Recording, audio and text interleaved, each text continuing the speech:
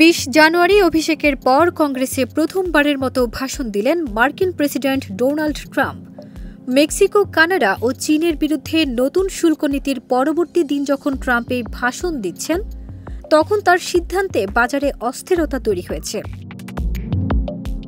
কংগ্রেসের প্রথম ভাষণে যুক্তরাষ্ট্রের পুনরুত্থানের ঘোষণা দিয়েছেন প্রেসিডেন্ট ডোনাল্ড ট্রাম্প। তবে ৪ মার্চ কংগ্রেসের ভাষণের বিরোধিতা করে ডেমোক্র্যাট আইন প্রণেতারা। অনেকে মাঝপথে বেরিয়ে চলে যান।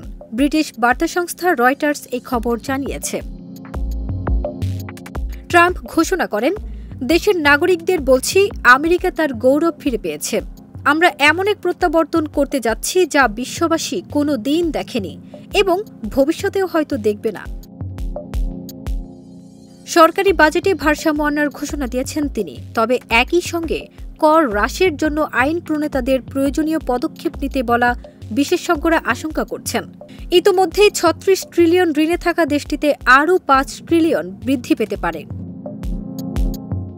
তার ভাষণের সময় বিভিন্নভাবে নিজেদের অসন্তুষ্ট প্রকাশ করেছেন ডেমোক্র্যাট আইন প্রণেতারা। তাদের হাতে থাকা কাগজে লেখা ছিল, এটা স্বাভাবিক নয় সহ বিভিন্ন রকম স্লোগান। অনেকে আবার মাঝপথে বেরিয়ে যান।